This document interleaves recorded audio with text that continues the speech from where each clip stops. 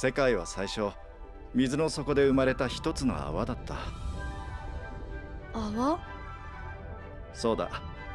そしてそこの方を過去、水面の方を未来と考える。浮かんでいくにつれて泡は大きくなり、やがて割れる。俺たちは割れた泡の一つにいる。そして俺たちがいる泡から見た他の泡のことをパラレルワールド、平行世界と言うんだ。平行世界？違う選択をした世界のことさ。と言っても近くの平行世界ほど違いは少ないんだ。朝パンを食べたかご飯を食べたかくらいの差しかない。だから気づかずにパラレルシフトしていることもあるんだよ。パラレルシフト？平行世界を移動することだ。移動するの？居室、意識だけがな。一度探したはずの場所から探し物が出てくることがあるだろう。いわゆる記憶違いや物忘れには無意識のパラレルシフトによるものも多く含まれていると考えられる。こういった平行世界についての学問が俺たちの研究している居室科学だ。ふーん。じゃあ平行世界っていくつもあるの？そうだ。お前が選択した数だけな。そろそろ行くか。母さんがお腹空かせて。ほら。ああ、すまん。これから出るところだ。先に店へ。そうか、わかった。ああ、また後で。ユノが死んだそうだ。え？散歩に行こうとした時に飛び出して車にはねられたらしい。俺が最初に大きな選択をしたのは7歳の時だった。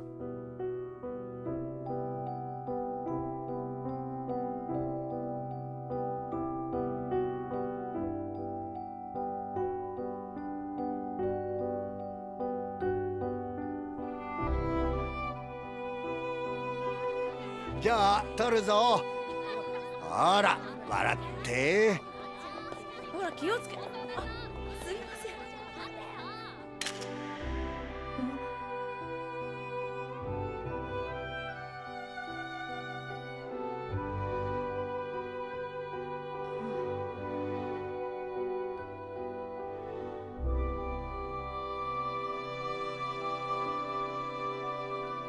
ユノは俺が生まれた時におじいちゃんが飼い始めた。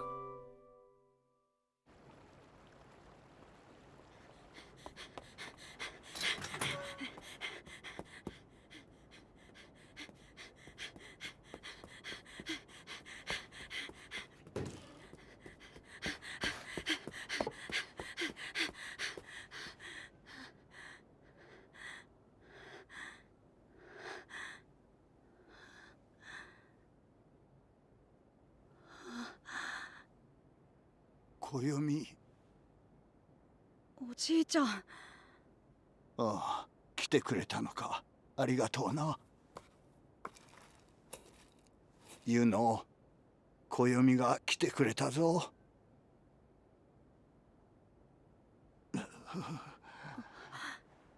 ごめんな、ユノ。助けてやれなくて。ごめん。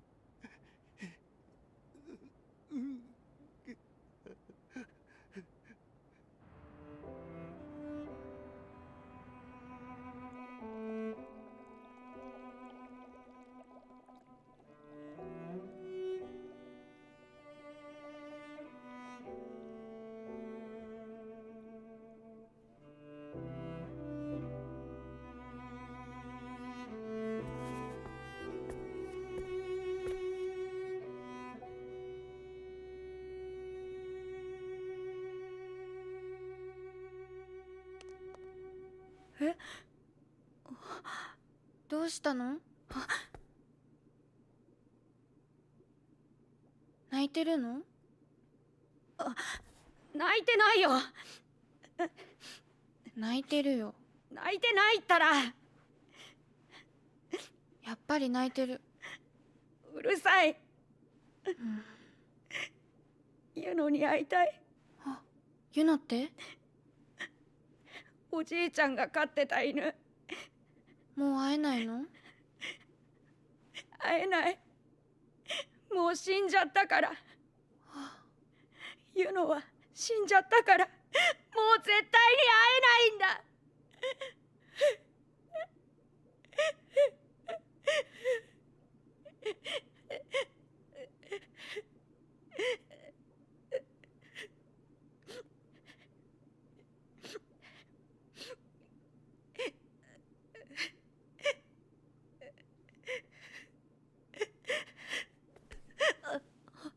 ねえ、来て。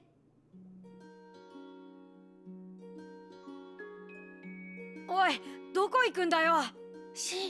お母さんに見つかっちゃう。え、お前の母さんもここで働いてんの？そうよ。だからここにいるんでしょ。そっか。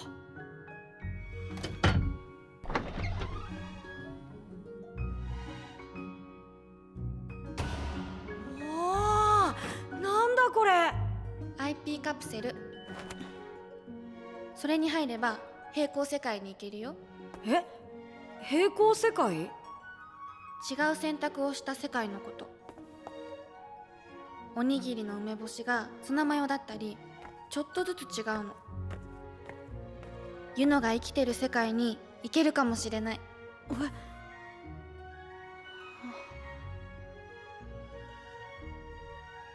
じゃあ閉めるね。ちょっと待てよ。これ入ってどうすんだ？念じるの。ユノに会いたいって。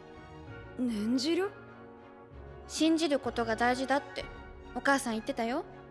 信じることをやめない人だけが世界を変えられるって。お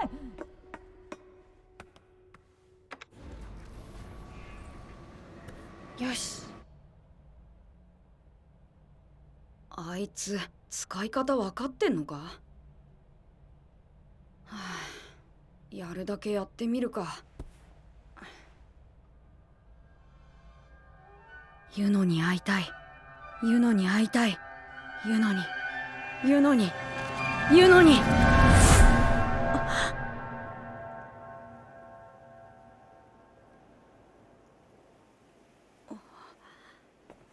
ここって。ん？ユノ？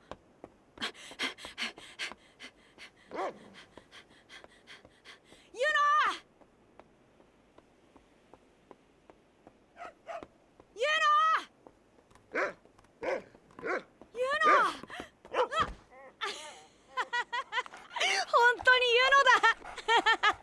やめろこら。ほらユノ、どこ行くんだよ。ユノ、待てよ。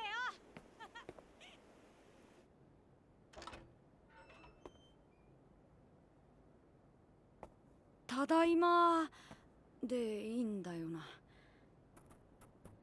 あ、ごめん。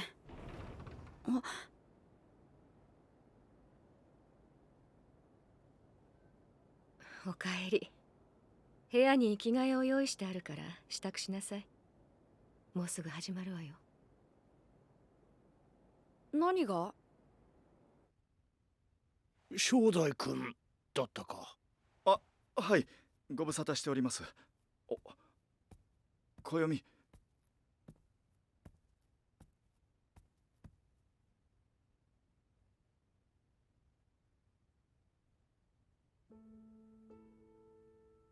おじいちゃん。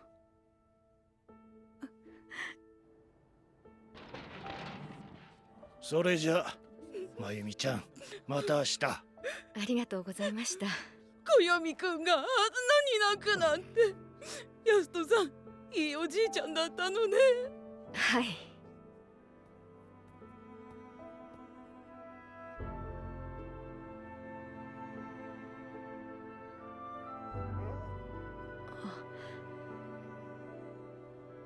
ユノ。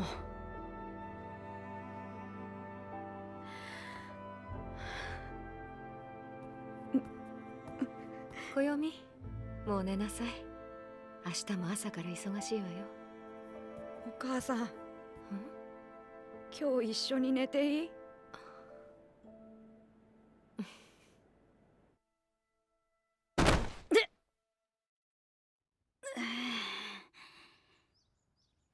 いったあれ、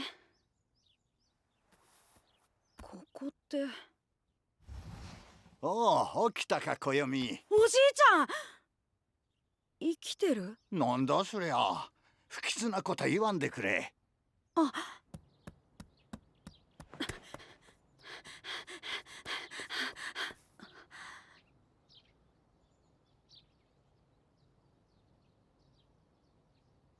戻ってきたってことか。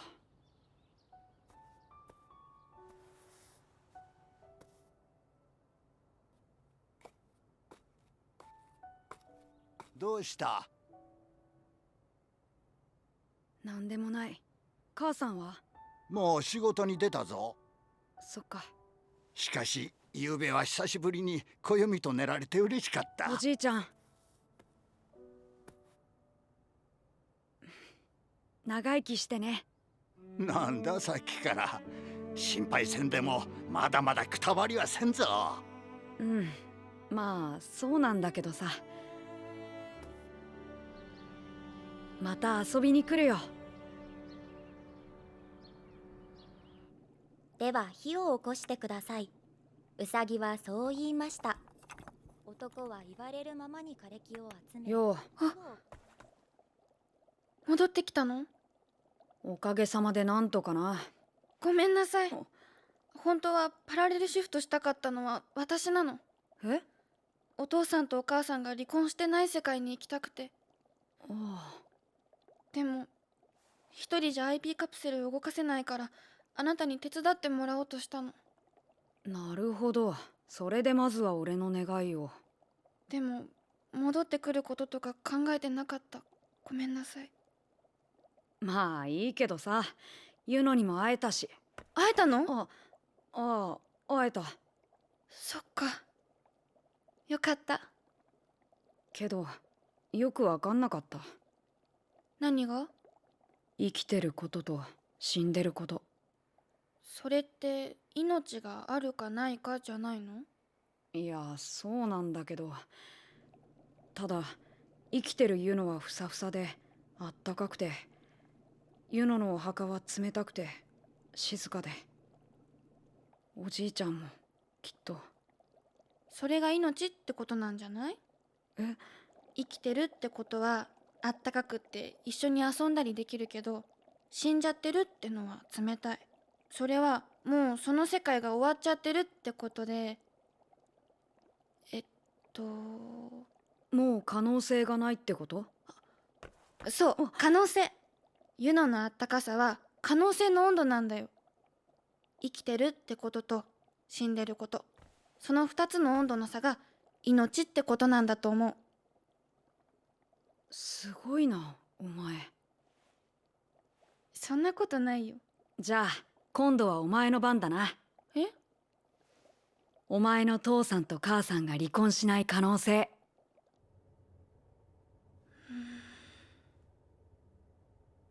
なあ、あれってどう動かすんだ？適当に。は？それっぽいところなんとなく。まあそれでもパラレルシフトしたわけだし、やってみるか。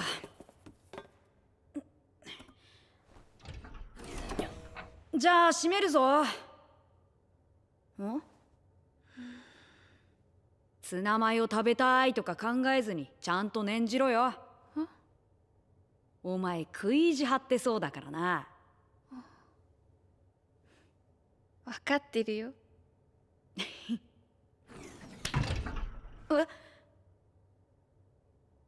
何をしてるのかな、君たちは。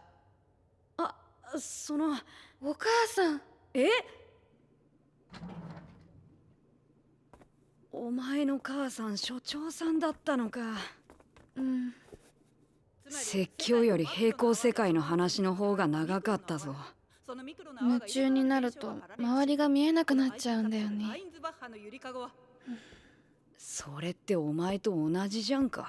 ん親子って似るんだな。お前じゃない。あ私、お前じゃないよ。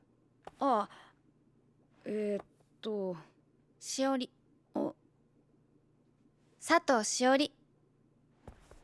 俺は日高こよみ。よろしくね、こよみくん。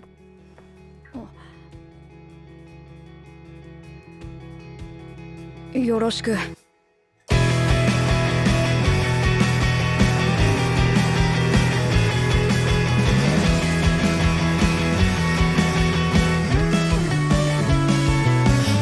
月の喧騒と干からびた僕たち、暑さも忘れて走る。誰に求められないあどけない横顔と滲む夏の汗、張り付く髪の毛とセミの声がうっとうしくて愛しくて、夏の空に溺れそうなほど僕らは青すぎて、でもまだ幼くていいよね。世界が縮まって二人の居場所がなくなろうと、くっついてもっと近くにいたいと思うよ。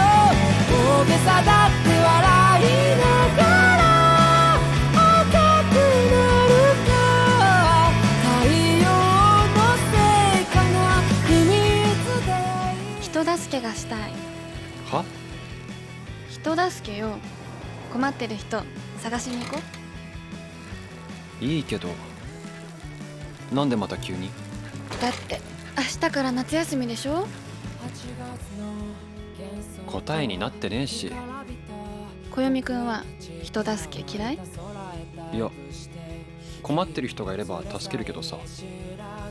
でしょ。だったら見つけなきゃ。はいはい。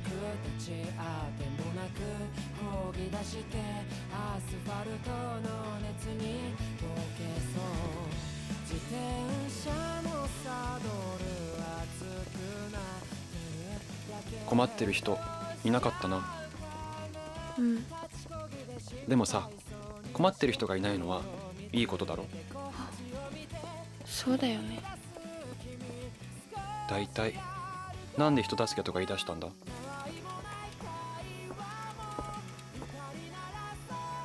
お父さんに会ったの。離婚してから初めて。へえ。お父さん、私のこと大好きだって。見返りを求めないで他人を助けられる人になりなさいって。それで人助け？うん。じゃあこの先、もし俺が困ってたら助けてくれよ。なんだよ、俺じゃ不満なのか？だってこよみくんじゃ名乗るほどのものではありませんって言えないでしょ。は？見返りを求めない人助けってそういうことでしょ。知らない人を助けて名前を聞かれて、それで名乗るほどのものではありませんって。だからこよみくんじゃダメだよ。お前時々びっくりするほどアホだよね。え、なんで？ね、なんで？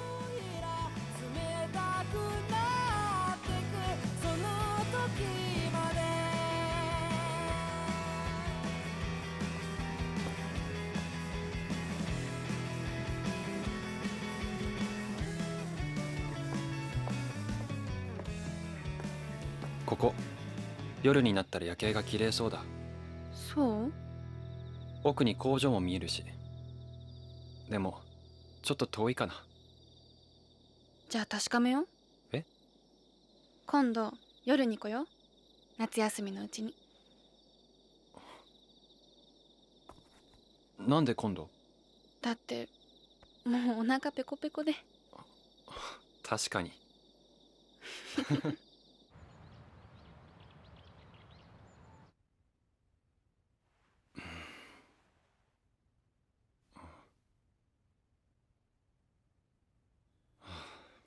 さすがに毎日人助けってのは疲れるな。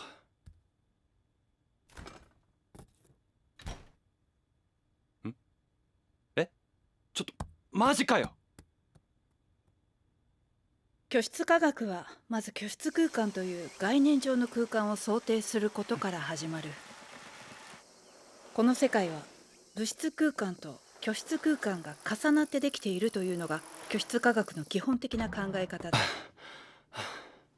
素粒子で構成されている物質空間に対し、居室空間は居室素子で構成されていて、しおりもいたのか。お母さんに呼ばれて。平行世界を生む。あ、居室素子自体はまだ未観測だが、その痕跡が素粒子の描く文様として観測されている。それを居室門という。イマジナリーエレメンツプリント、略して IP。現在日高副所長を中心に IP の数値化が進められている。計算式にするととなり、さらにIP の際を数値化して平行世界を特定するんだ。今いる世界を0として数字が増えるほど遠くの平行世界にいるという具合だ。それいいかも。質問。特定ができれば行きたい平行世界へのパラレルシフトもできる？将来的には可能だ。今はまだ意図的にシフトを起こす研究段階だが、 IP カプセルの最終目的は指定した世界へのパラレルシフト、オプショナルシフトだ。さらに居室素子の変化は時間を作り出す。時間が変化を生むのではなく、変化そのものが時間なんだ。つまりだな。質問。退屈じゃないからいいんだけど、俺たち居室科学の講義に呼び出されたわけ？あ、そうだった。大事な話ってこのこと？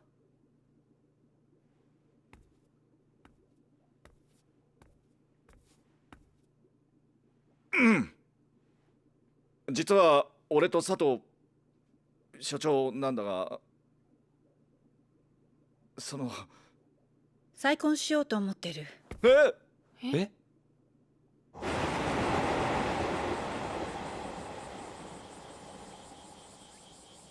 知らなかったな。気づいてたか？全然。でも大学の同級生だったって。それは聞いたことあるな。私は暦くんのお父さんが私のお父さんになるのは構わないけど。俺だって所長さんが俺の母さんになるのは構わないよ。だけど私ね、私はなんとなくいつか暦くんと結婚するんだって思ってた。でも結婚できなくなっちゃうね、兄弟になっちゃったら。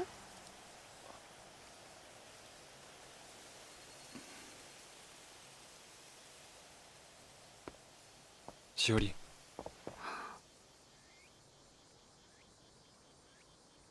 逃げよう。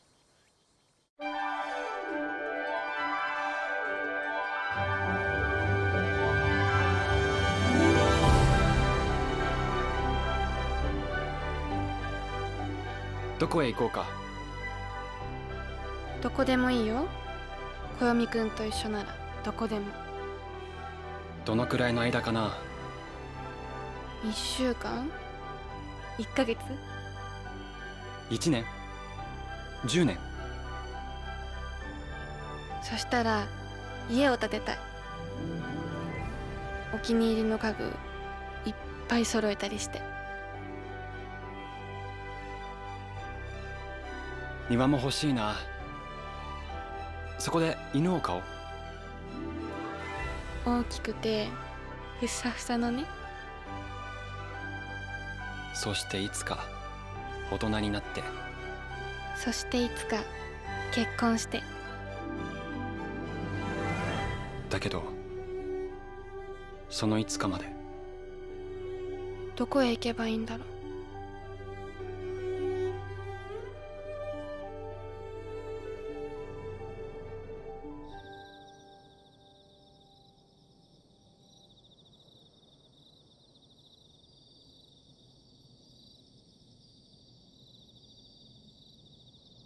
無理だなこれ。うん。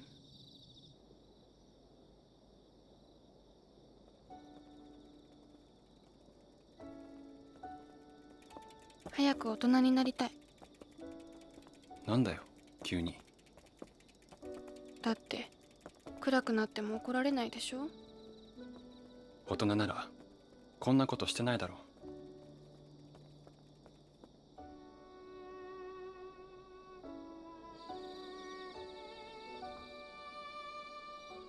小読くんの言ってた通りだね。すっごい綺麗。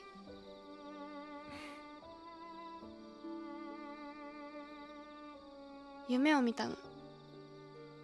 夢？未来の私が会いに来る夢。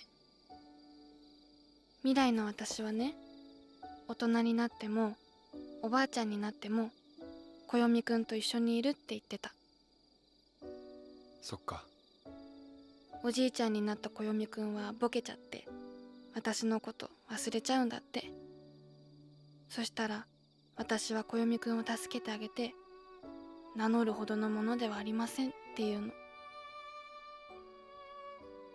絶対お前の方が先にボケるよ。じゃあその時は小読くんが私を助けてくれる？いいよ。本当に？約束する。お前が困ってたら絶対に俺が助けてやる。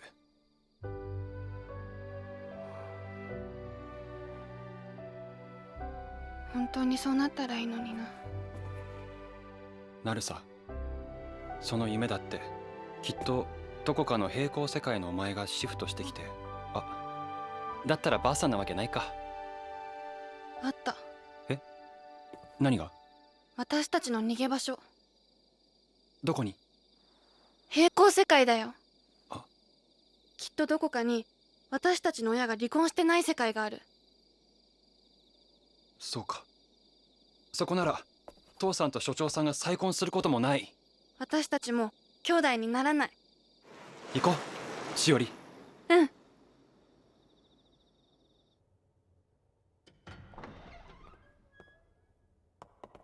平行世界に行ったらどこで待ち合わせしようか。じゃああの夜景の見えるところで。わかった。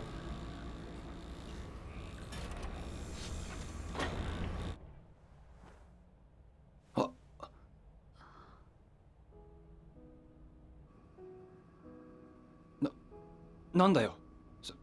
狭いんだから仕方ないだろ。うん。でも向こう側を向いて入るかなって。向き直る。いいよ。いいよ。このままで。わかった。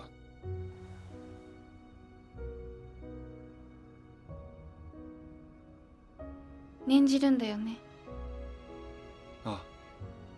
あの時はイノに会いたいって念じてシフトできた。じゃあ小読くんと結婚したいって念じればいいのかな。そうだよ。俺はしおりと結婚したいって念じる。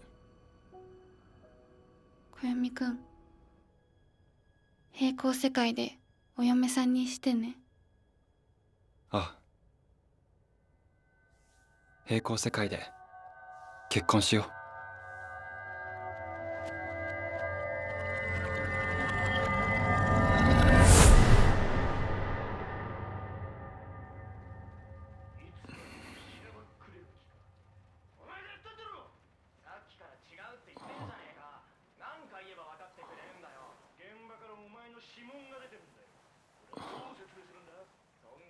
母さん？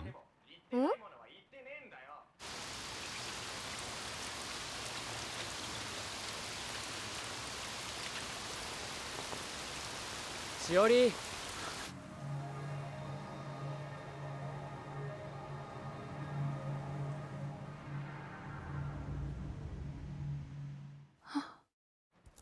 なんで母さんがいるの？なんでってダメ？だって自分の家にいてダメなことはないだろう。自分のって。何？二人離婚してないよね？え？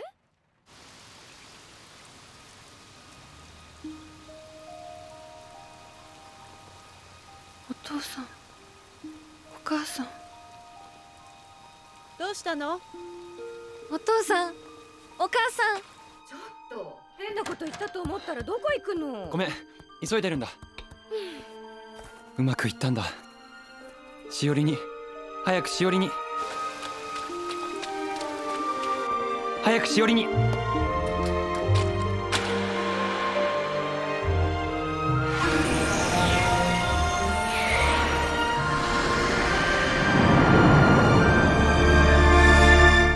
小読くん。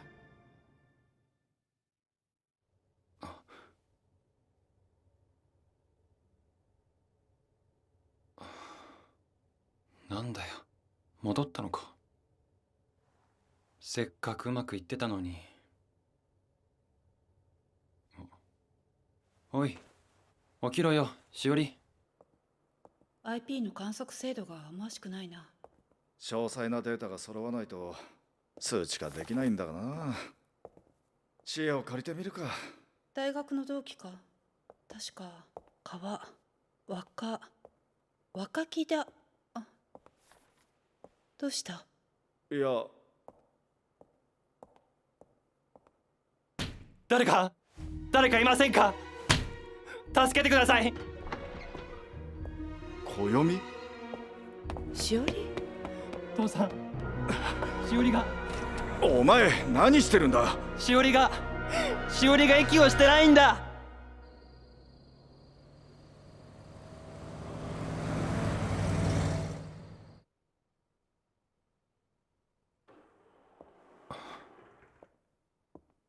しおりはどうなった？心臓は動いている。正確には人工的に動かしているんだが、意識が戻らない。脳死状態だ。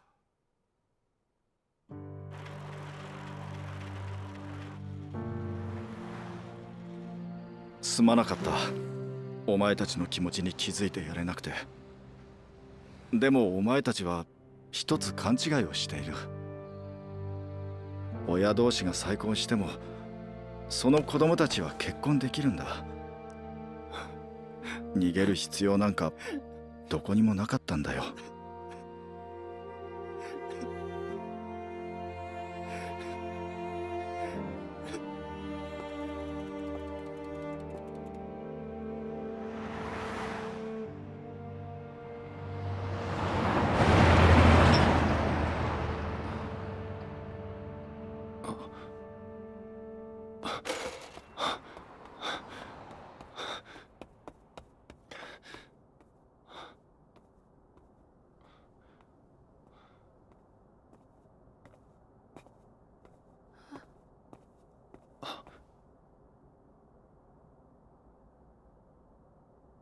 小読くん。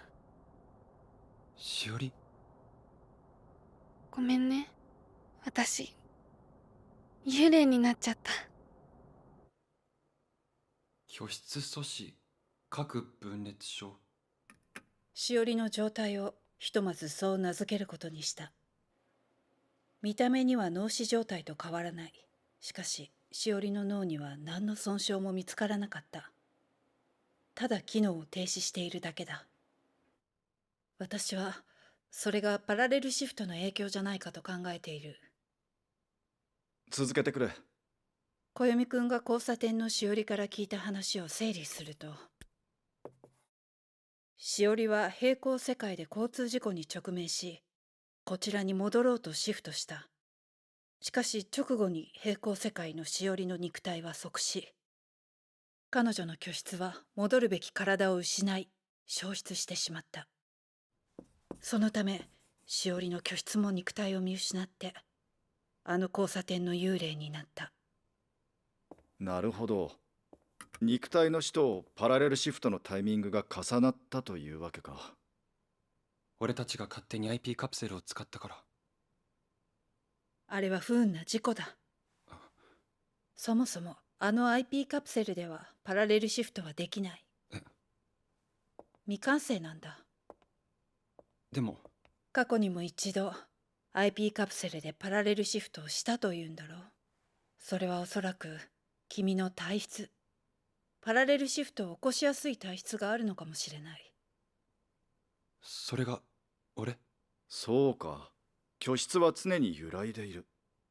その振り幅が一定値を超えた時、パラレルシフトが起こるとするなら、もともとの振り幅が大きければシフトも起こりやすいと考えられる。もし振り幅をコントロールできたら？オプショナルシフトも可能かもしれないな。しおりくんも同じ体質だった可能性は？暦だけにしおりくんが見える理由もその辺にあるかもしれ。助けられますか？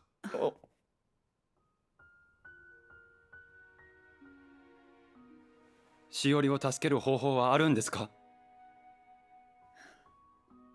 しおりの居室素子を観測制御して元の物質肉体に定着させれば助かるかもしれない。だが居室素子は理論上の存在でまだ観測すら。だったら俺を実験台にしてください。シフトしやすい俺を隅から隅まで調べれば何かわかるかもしれない。小弓くん、しおりがこんなことになったのは俺のせいだ。俺がバカで何も知らなくて。だからしおりは。さっきも言ったようにこれは事故だ。誰の。俺はどうなってもいいからしおりを助けて。落ち着け。落ち着いてなんていられるわけないだろ。父さんたちこそどうしてそんなに冷静なんだよ。怒って俺を責めればいいじゃないか。殴って罵ればいいだろ。自分の娘がこんなことになって悲しくないのかよ。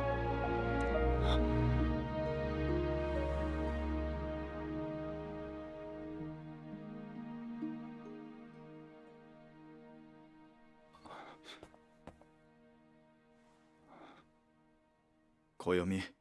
いいんだ日高くん。どうも私は頭で考えるばかりで。まったくダメな親だな。それは俺もだ。すみません。でもしおりのために何かしたいのは本当です。俺も協力させてください。お願いします。できない。君にまで何かあったら。俺からも頼む佐藤。日高くん。父さん。ダメな親なりの責任としてせめてこいつの気持ちだけでも汲んでやれないか。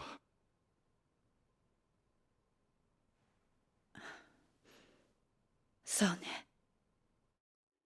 でもまずは学業を優先させること。自分の人生を軽く思わないでほしい。俺は昼は学校へ通い、夜は研究所で居室科学を学んだ。あの失敗を繰り返さないように知り得ることは何でも必死に覚えた。その甲斐あって県内有数の進学校に首席で合格した。そんな日々の中でもしおりには毎日のように会いに行った。パラレルシフトの臨床実験は深夜に行われた。しおりの時のような事故を避けるための措置だった。そうして数十回に上る臨床実験を行ったが、居室素子の観測には未だ至っていない。ただ一つだけ分かったことがある。どの平行世界でもしおりは幽霊になっていた。しおりが助かっている世界はどこにもなかった。あ、暦くん。しおり、俺平行世界から来たんだ。そうなんだ。今ここにいる俺とこの世界の俺、何か違うか？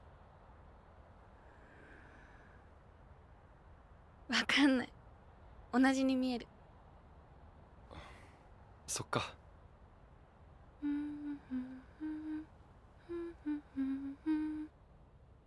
鳩が来るの。鳩？うん。あそこの銅像のとこ。いつも1羽で明るい間ずっといるんだよ。へえ。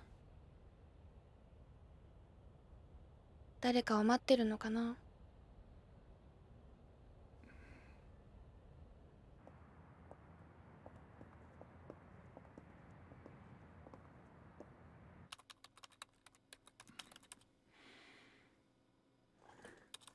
暦くん、もうすぐ終電だよ。もう少しやっていきます。そう？じゃあ戸締まりよろしくね。お先に。お疲れ様でした。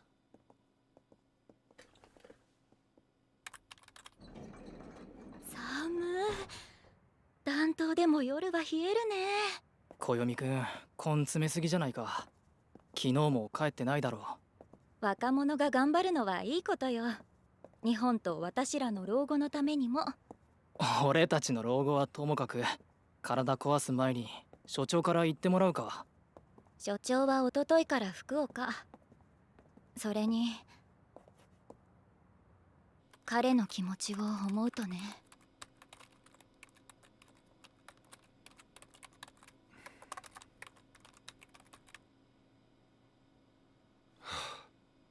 違うな。これじゃまた範囲が無限に広がっちまう。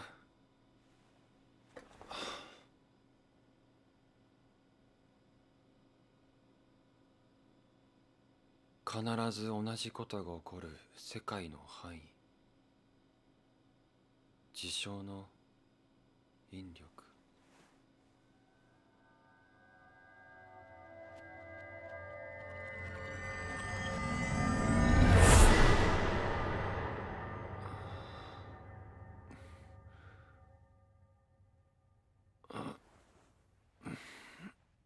ここは。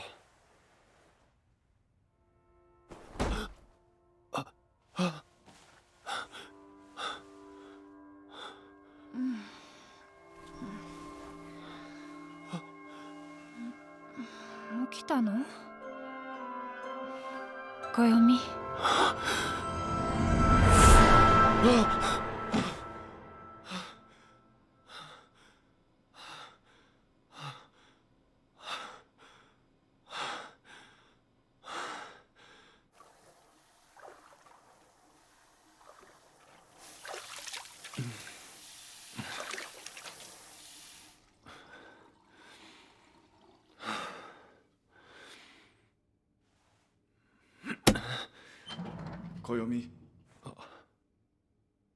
父さんいたんだ。徹夜。一緒に来てくれ。どこに？所長から連絡があった。しおり君の体が心臓を止めた。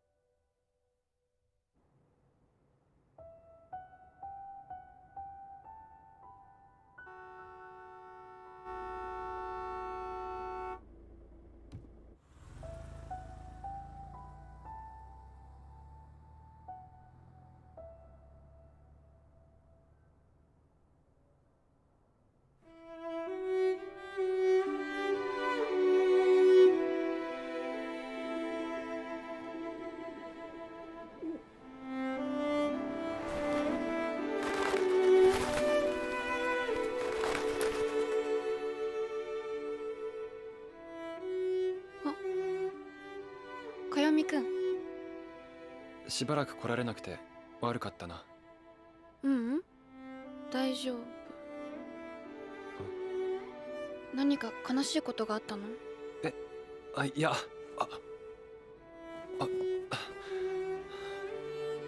そっか。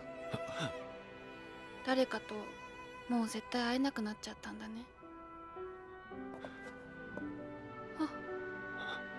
暦くん、大丈夫、大丈夫だよ。私がいるから。ずっと暦くんのそばにいるからね。しおり、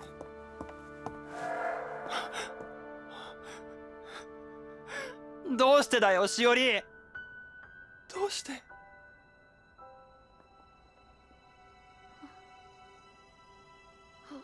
そうだ、あの鳩がね。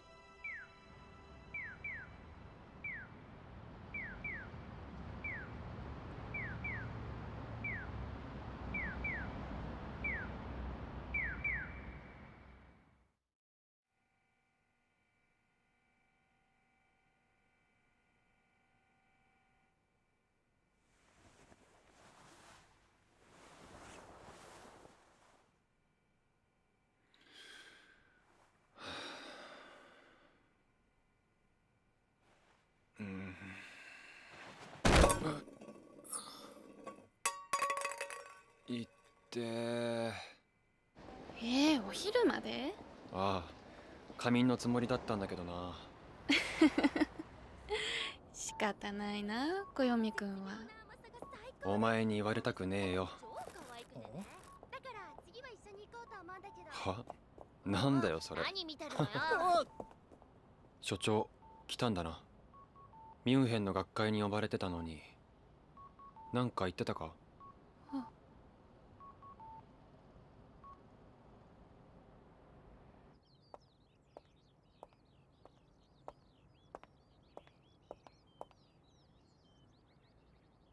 助手？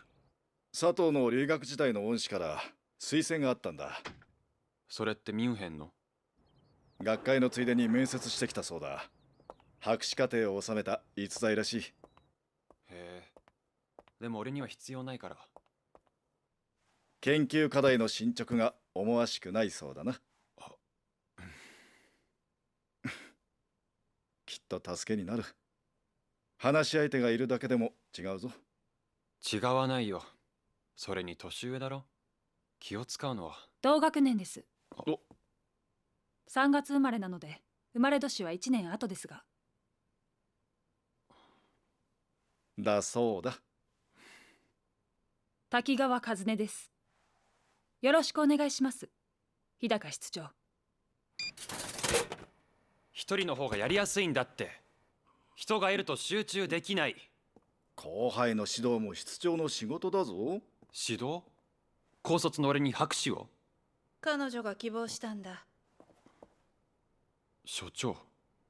不可避の事象半径を提唱した若き天才科学者に興味があるんじゃないか。やめてください。無理にとは言わない。でも他人を拒んだままでは生きていけないぞ。親として息子を心配してるんだ。母さん、ずるいな。今日は定時で上がって入所祝いに彼女と食事にでも行ってこい。めんどくさいな。暦、食事の前にシャワーを浴びろ。え、そんなに？ひげも剃って着替えろ。いつものよれたシャツじゃなく。本当にここでよかったんですか？ええ。なんか食べます？いえ。じゃあ、なんか歌います？いえ。そうですか。じゃあ、なんでカラオケ？話をするならここかなと思いまして。話？その前に敬語やめていい？え？だって私たち同学年、いえ同級生なのよ。同級生？やっぱり覚えてなかった。デリカシーなさすぎ。あなた新入生総代だったでしょ。私たち高校のクラスメートだったのよ。あなたは知らないようだけど。俺、高校は欠席しがちだったから。なのに成績は常にトップ。私は一度もなれなかった。大学で見返してやろうって思ってたのに、あなたは居室科学の第一人者、佐藤博士の研究所へ。いくら優秀でも高卒で入れるようなところじゃない。がっかりしたわ。親のコネを使ったんだって。それは。でも違った。数年後、あなたは不可避の事象半径を提唱して居室科学の最先端に現れた。あなたは本物だった。いや、あれはパラレルシフト実験の副産物で。ムカつく。留学して最速で博士課程を収めて佐藤博士の面接を受けて入所したの。これからは同じリングの上よ。覚悟して。はあ。まあいいわ。少しすっきりしたし。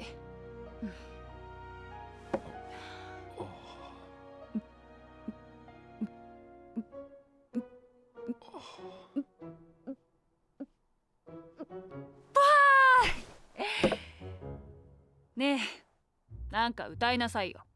え？おい、大丈夫か？大丈夫、大丈夫。全然平気。あ！おい！急げ急げ！ギリセーフ。アウトだろ。次は向こう。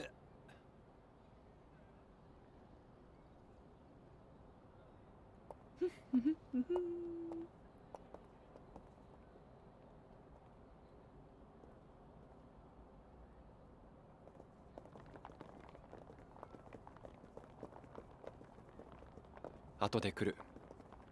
うん。あれ？あなたも見えるの？交差点の幽霊。聞いたことない？都市伝説だけど時々見えるのよね、私。あ、見えるってどういうことだ？ぼんやりと人の形みたいなものが見えるだけ。時々よ。あ、行こう。え？ちょっと何？どうしたのよ、ねえ。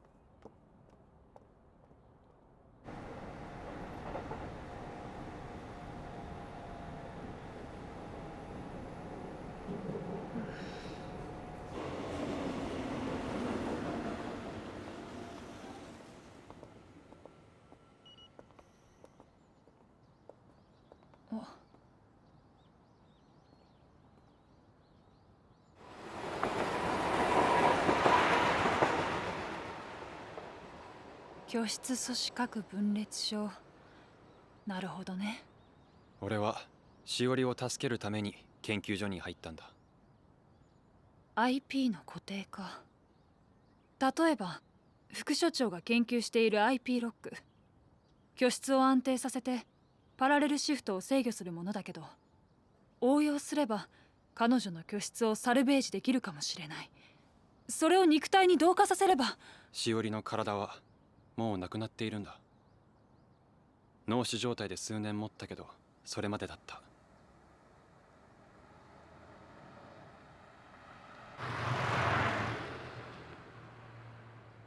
それでどうするの？え？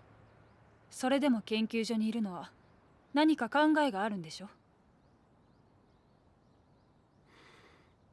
なるほど。確かに優秀だな。そういうところがデリカシー。俺タイムシフトを研究してるんだ。え？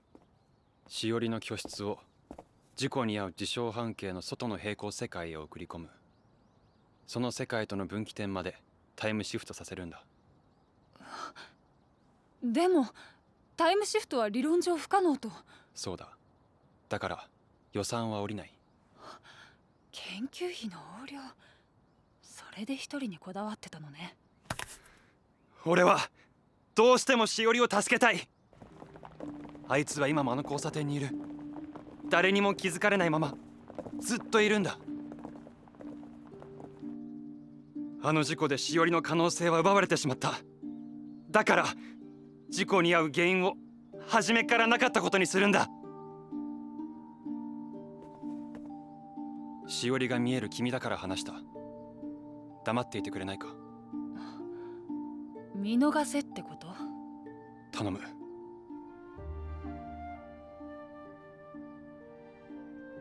見逃さない。共同研究者にならなってあげる。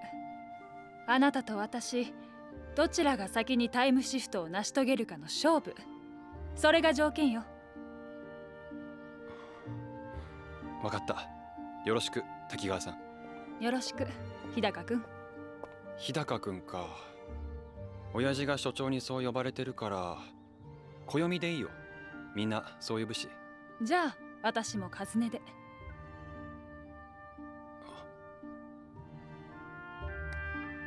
よろしく暦。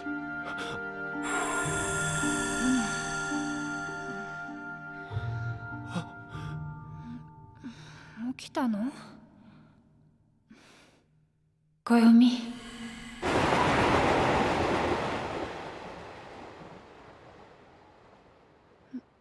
どうしたの？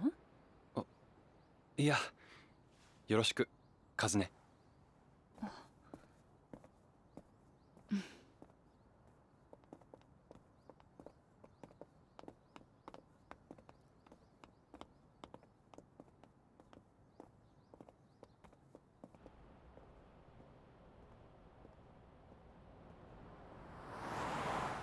待ってろよ。必ずお前を救い出してやるからな。必ず。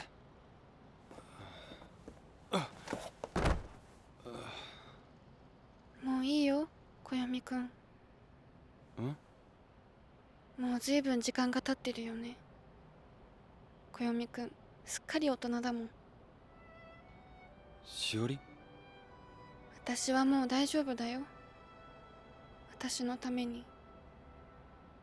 それだけのために暦くんが生きてるなんて、そんなの嫌だよ。何言ってんだよ。約束しただろ。俺が絶対助けるって。うん、でも頼むから。頼むから、そんなこと言わないでくれよ。俺はしおりのためだけに生きていたいんだ。だからもういいなんて言わないでくれよ。俺を一人にしないでくれ。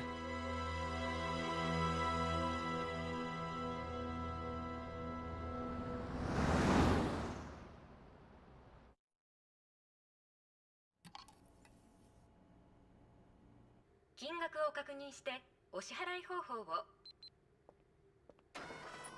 ありがとうございました。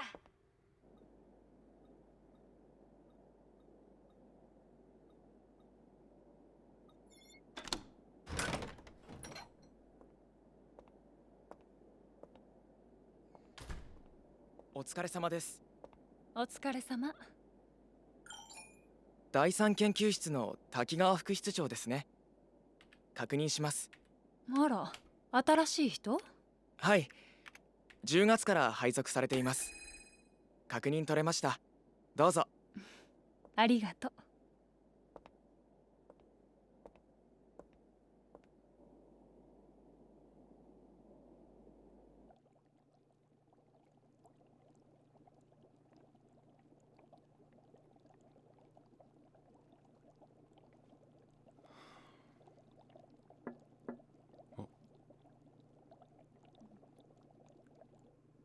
行き詰まるといつもここね。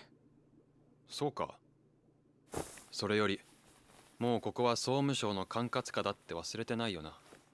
行政法人になって破綻の心配はなくなったわね。コンビニ行くのは面倒になったけど。10年も経てば変わらないものの方が少ないか。10年か。いろいろあったわね。研究室の片付けとか片付けとか片付けとか。なんだよ、他にないのかよ。居室素子の直接観測。オプショナルシフトが実用化して居室科学も飛躍的に進歩した。あなたと彼女の謎も解明されたしね。IP に過干渉領域を持つ複数の居室は居室空間において互いを認識できる。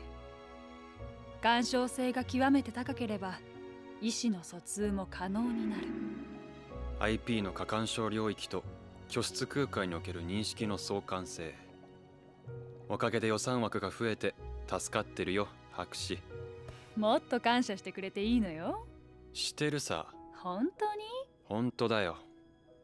ま、タイムシフトはまだだけどな。このままライフワークにするか。笑えない。冷た。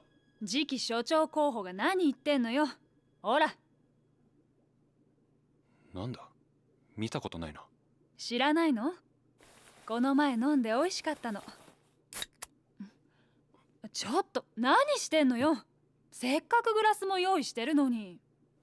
変わらないだろ。変わるのよ。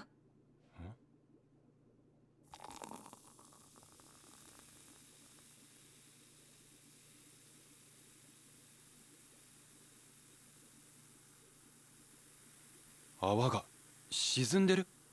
面白いでしょ。ビールの粘性が滞留している泡の浮力を上回ってグラスに沿って流れ落ちるの。ギネスカスケードっていうのよ。ビールの粘性？泡？粘性、居室粘性という概念。暦？浮力、居室密度、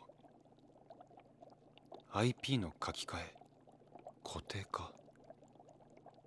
世界は最初水の底で生まれた一つの泡だった。そうか。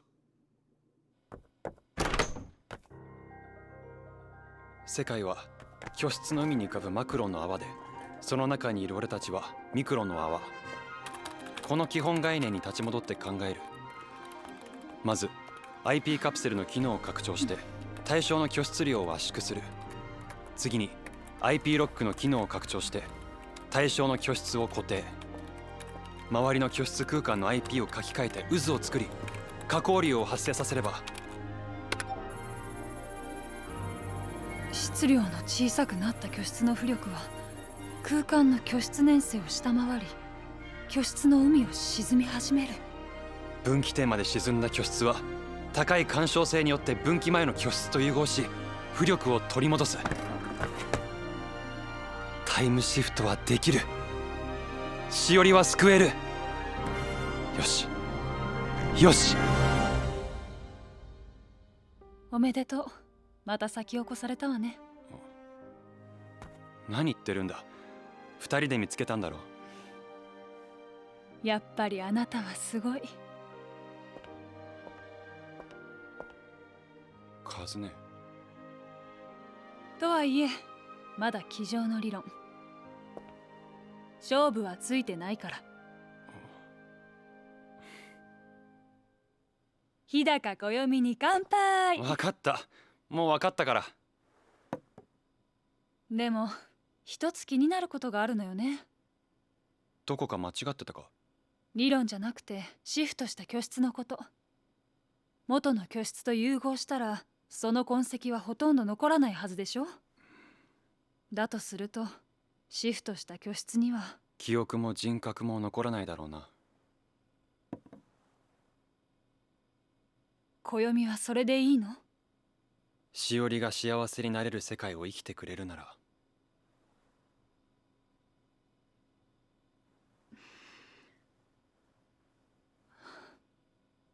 それってどんな世界？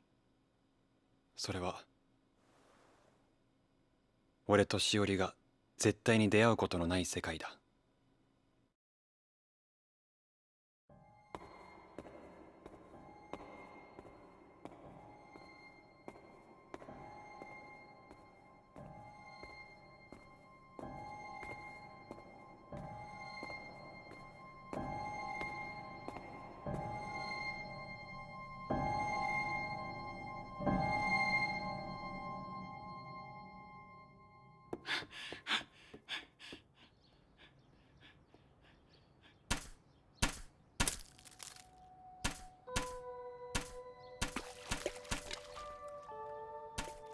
暦、どうしたんだそれ。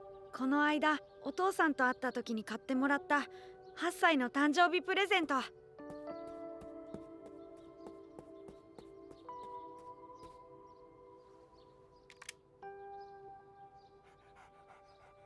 ユノ。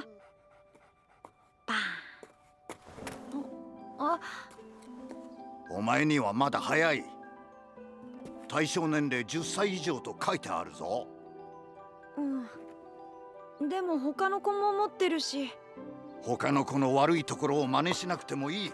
おじいちゃん。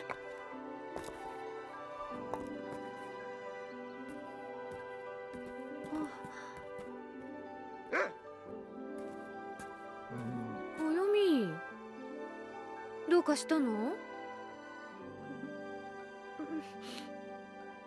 もうおじいちゃんとは一生口聞かない。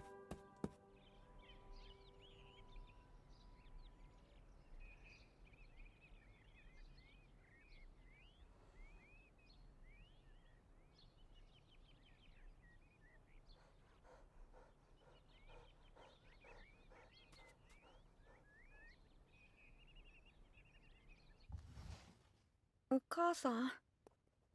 何？僕、ユノの散歩行ってきていい？そうね。お通夜の準備もあるから早めにね。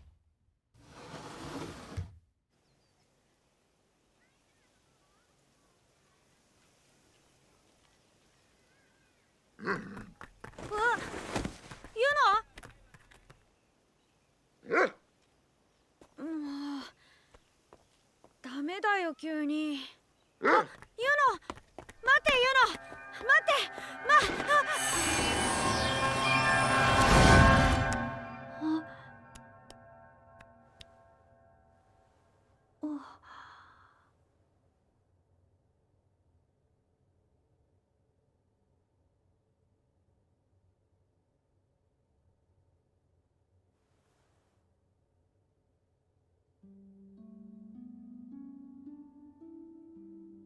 ねえ、これ開けられる？この蓋開けて。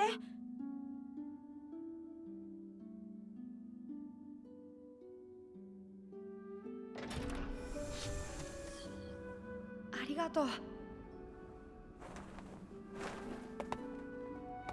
え、ちょっと待って。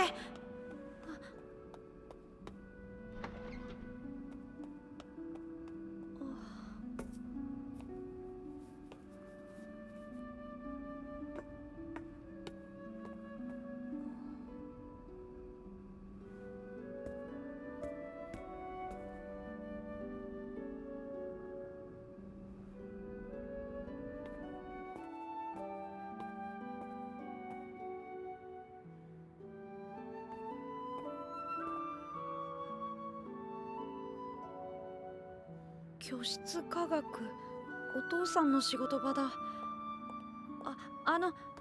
ちょっとすみません。だけど驚いたわ。いきなり電話してくるんだもの。研究所にいたならお父さんを呼び出せばいいのに。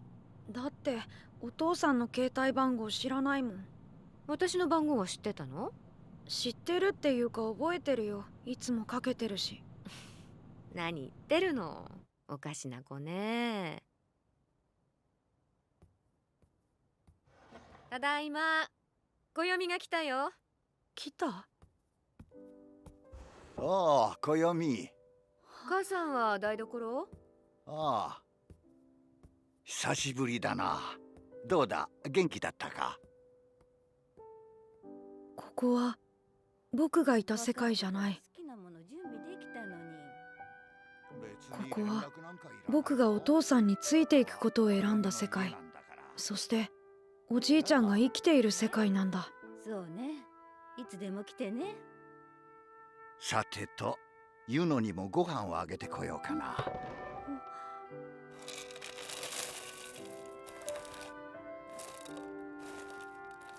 ユノ、今日は暦が来てくれたぞ。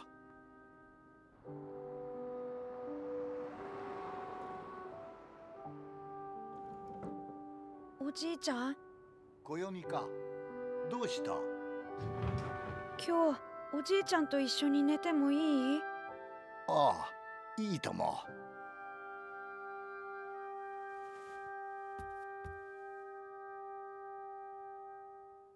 ユノは死んだんだね。ああ。どうにかして生きてることに戻せない？かわいそうだけど、死んでしまった者が生き返る可能性はないんだよ。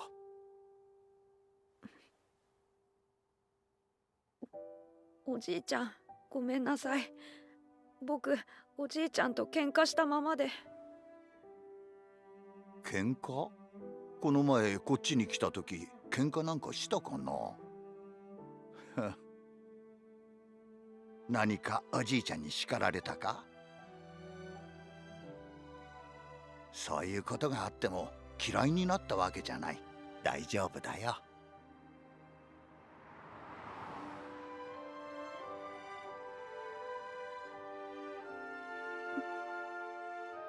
僕もおじいちゃんのこと好きだよ。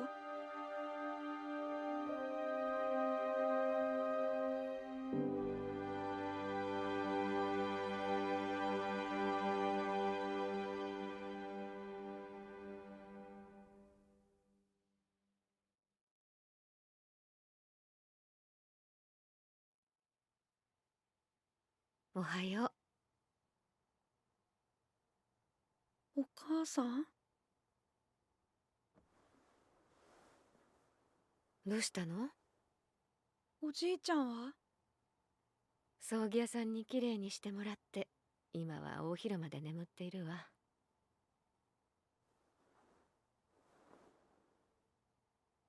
どうかしたの？お母さん、昨日は僕。恥ずかしがることないよ。こういう時だもの。誰かと一緒に寝たくなっても不思議じゃないわ。うん。さ、支度をしましょう。おじいちゃんをしっかりと送り出してあげなくっちゃね。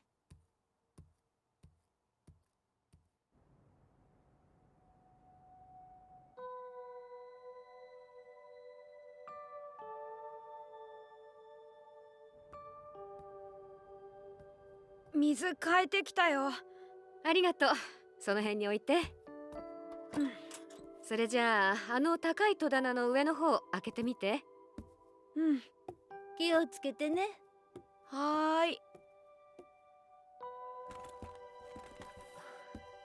母さん、これ。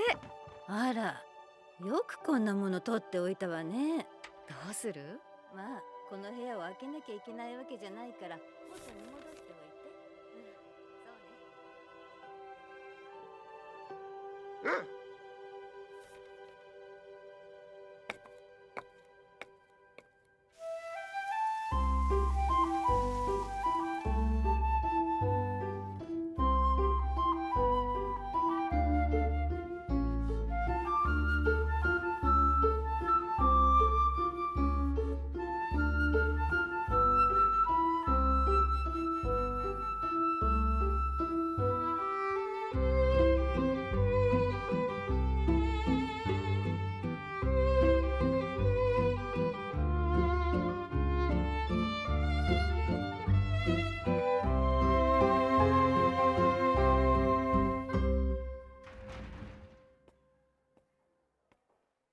暦。なんで無視するのよ、暦。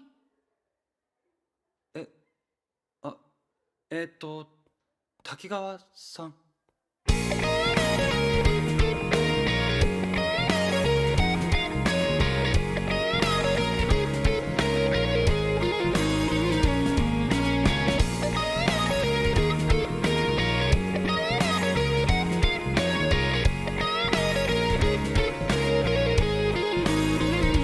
どこかへ行った晴天とまだらな暮らしの中見慣れた横顔窓をついたまおっと言ってしまえば全ては取るに足らない些細な言葉が尾を引いていく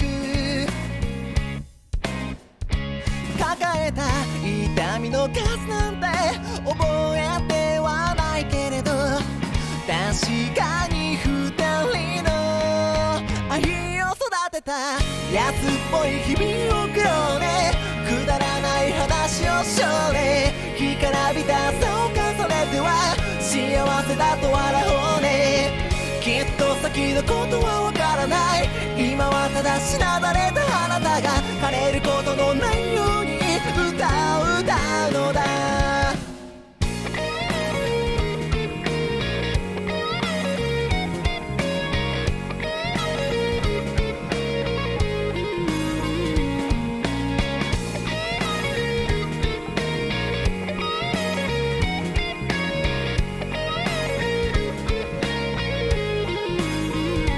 慰め合うのは簡単だ。故にここにあるのはくすんだ空模様。夢に勝った蜃気楼。あなたの気を引こうとして一人によがっていた。幼く醜い恋心だ。迷い込む闇の行く末に安らかな心が灯った。差し伸べた手のひらをどうか離さないように少年。雨の這う紫陽花を見ては共に揺れるあなたのことの葉が焦ることのないように空を仰ぐのだ。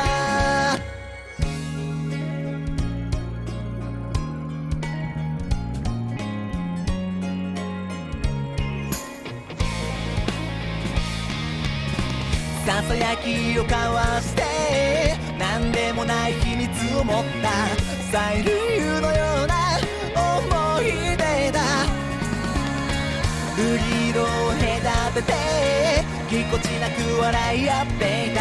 華やかな笑顔に見とれました。ほら安っぽい日々を送ろうね。くだらない話をしようね。干からびた朝を重ねては幸せだと笑おうね。きっと先のことはわからない。今はただしなだれたあなたが枯れることのないように歌うのだ。荒れるままであるように君を愛すのだ。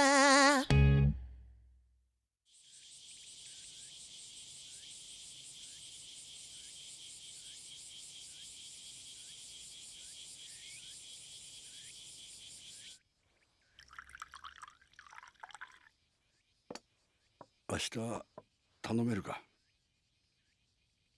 そう。ちょうど余命1ヶ月になるものね。彼女と絶対に出会うことのない世界。それを確実にするために自分が死期を迎えるまで待つなんて。タイムシフト前に死なれたら元も子もないからな。ちょうどいい頃合いってところだ。ちょうどいいね。実験室は一日空いている。まあ俺たちが使ってるだけだからな。陰キャ老人の趣味の実験にね。元所長と元副所長の肩書きも捨てたもんじゃないな。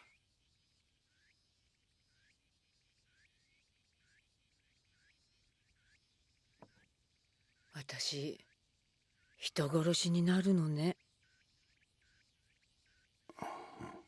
それは俺としおりが絶対に出会うことのない世界だ。え？しおりが事故に遭う事象半径は俺と出会う事象半径の内側にあるんだ。つまりその外側の世界なら事故は起きない。彼女の居室はどうやってサルベージするつもり？その必要はない。どういうこと？ IP の過干渉領域と居室空間における認識の相関性。確かに君としおりの IP には干渉性は低いが過干渉領域がある。だが俺としおりの関係は干渉性じゃない。居室のもつれだ。パラレルシフトの実験を繰り返していた時、どの平行世界へシフトしても幽霊になったしおりがいた。一度だけそのしおりと話したことがある。ところがその話の内容をこの世界のしおりも覚えていた。しおりは俺と一緒にシフトしていたんだ。そうだ、あの鳩がね。14歳のあの時、2人でシフトしたことで居室がもつれたんだろう。だからあなたがシフトすれば彼女もシフトする。そうだ。しおりは俺が連れて行く。なるほどね。その理論に間違いはないと思う。でも居室だけの彼女はともかく、この世界に残されたあなたの体はどうなるの？おそらくあの時と同じだろうな。居室阻止核分裂症。何よそれ。デリカシーなさすぎか。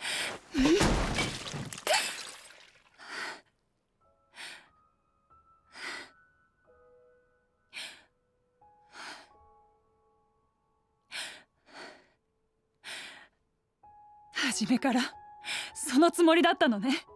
なかったことにするって。だったらなんだ。周りの人たちのことは考えないの？所長や副所長の気持ちは。しおりの可能性を取り戻せるならどうでもいい。記憶も人格も残らない、出会うこともない世界に何の意味があるのよ。意味なんてなくていい。俺はしおりを不幸にした俺自身が許せない。しおりが幸せになれないこの世界が許せないんだ。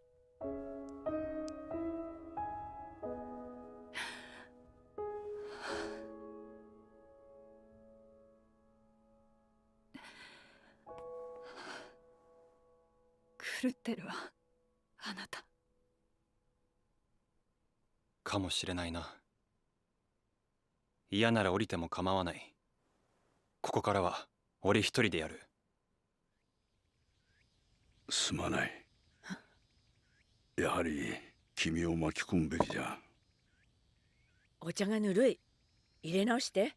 はいはい。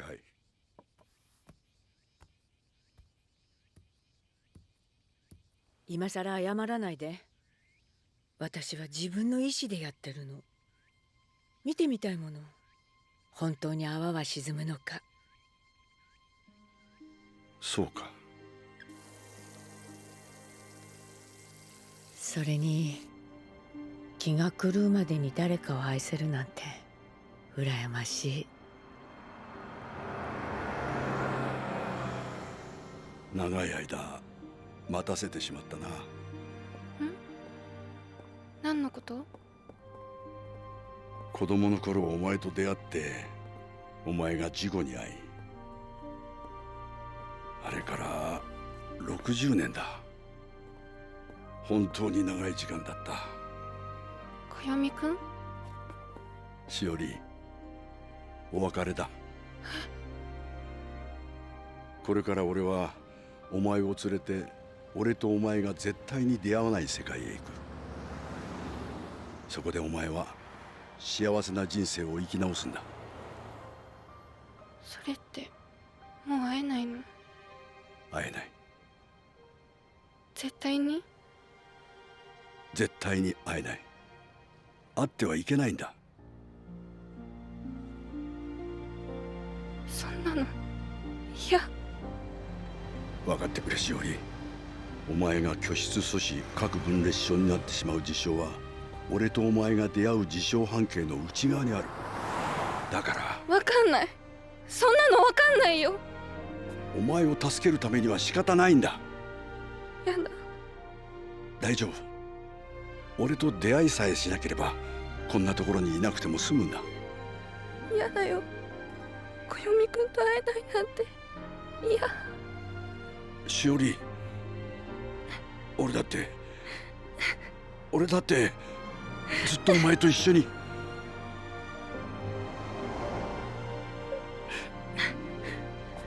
分かった。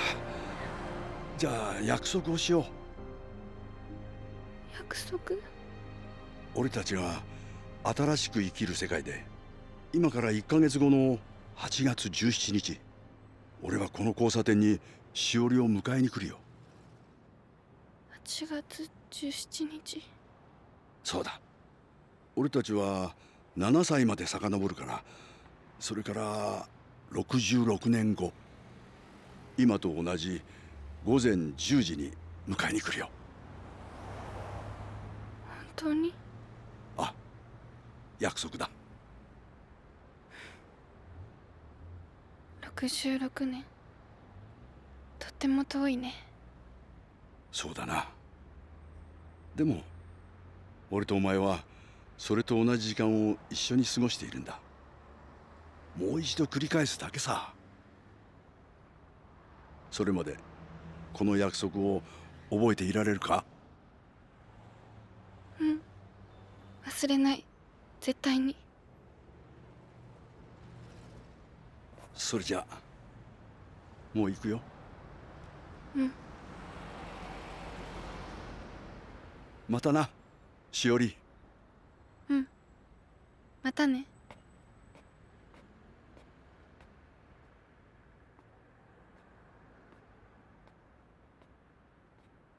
小読くん。私、小読くんに会えてよかった。大好き。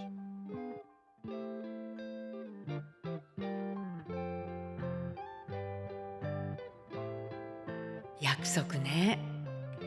というよりそんな希望があってもいいかなって。そうね。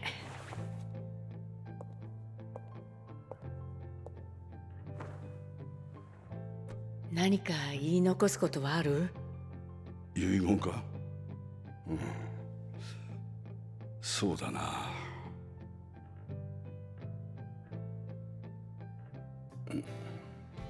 綺麗だな。ん？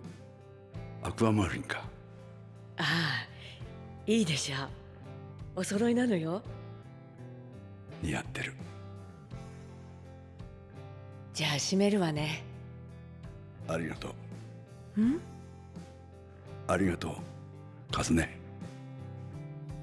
もしもの話ならもう嫌というほどしたよな。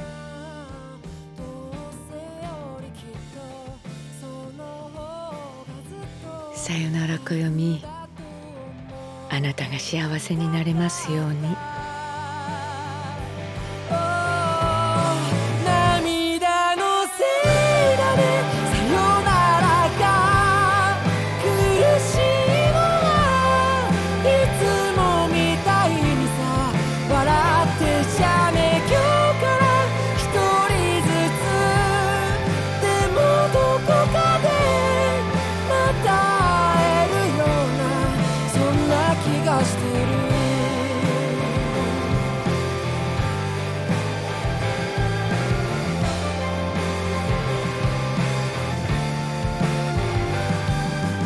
いつの間にか僕らはこんなにそばにいたのにね。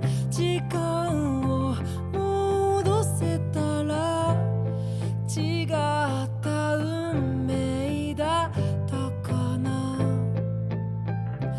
いくつになっても奇跡なんかを信じていたかった。しわしわのよぼよぼになっても必ず迎えに行くから。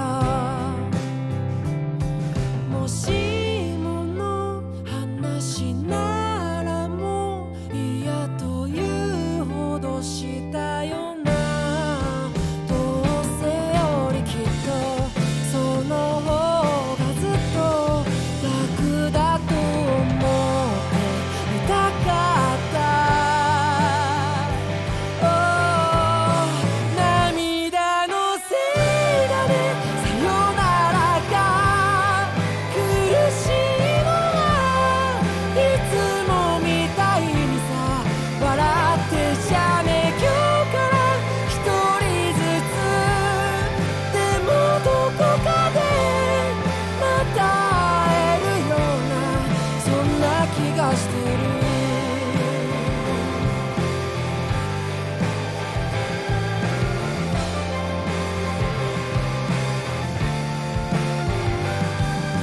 思い出して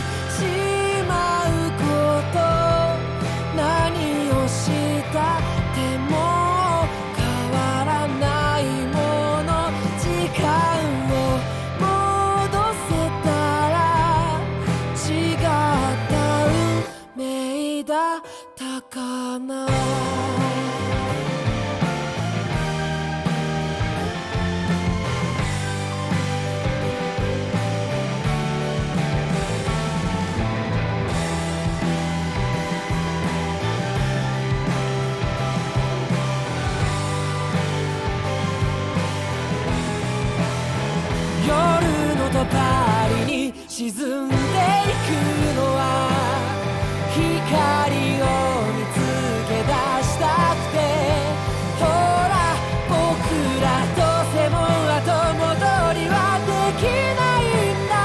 掴み損なった未来を迎えに行く。涙のせいだね、さよならが苦しいのはいつもみたいにさ。笑ってじゃね、今日から一人ずつでもどこかでまた会えるような、そんな気がしてる。また会えるような、そんな気がしてる。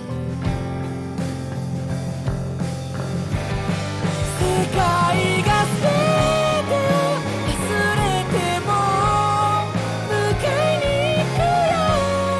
初めから全部がつながってるんだ。今日からその日まできっとどこかでまた会えるように、そんな気がしてる。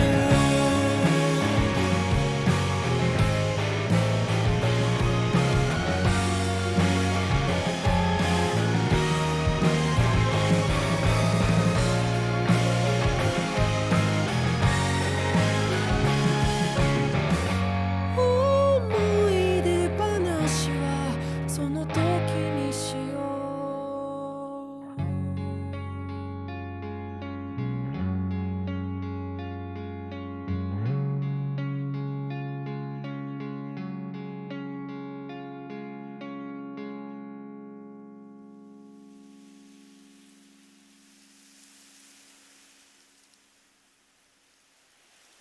まだ生きていたか。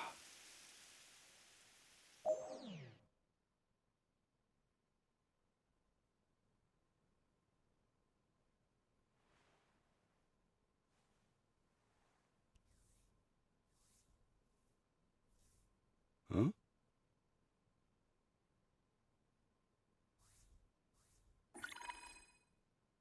スケジュールノート。本日のページに1件予定が入力されています。8月17日午前10時、昭和通り交差点。覚えのない予定？うん。全く記憶のない予定が IP 端末に入力されていてね。そう、不思議ね。行ってみたらどう？え？気になってるんでしょ？行けば思い出すかもしれないじゃない。そうだな。近所だしな。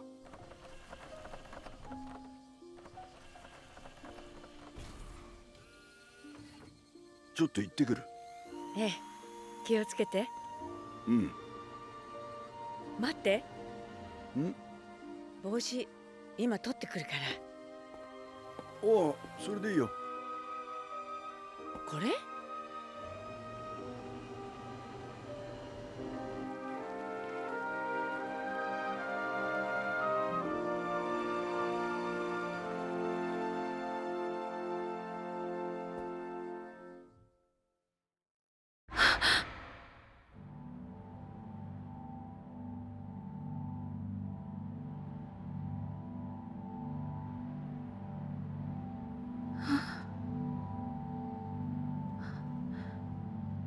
何ここ。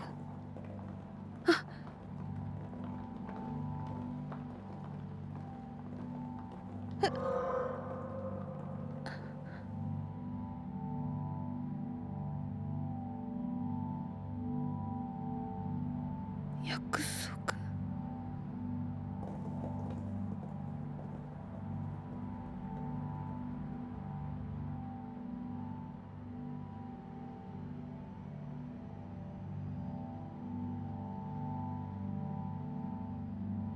そうだ。私は誰かを。しおり。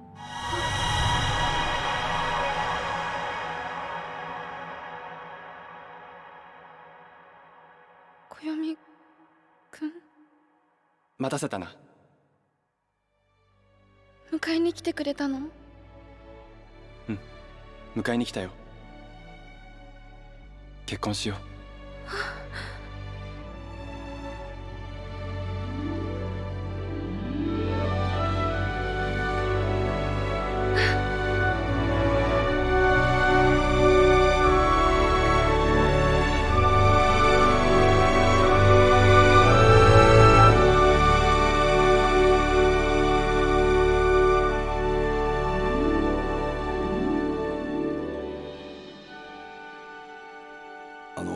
よろしければお名前をお聞かせ願えませんか？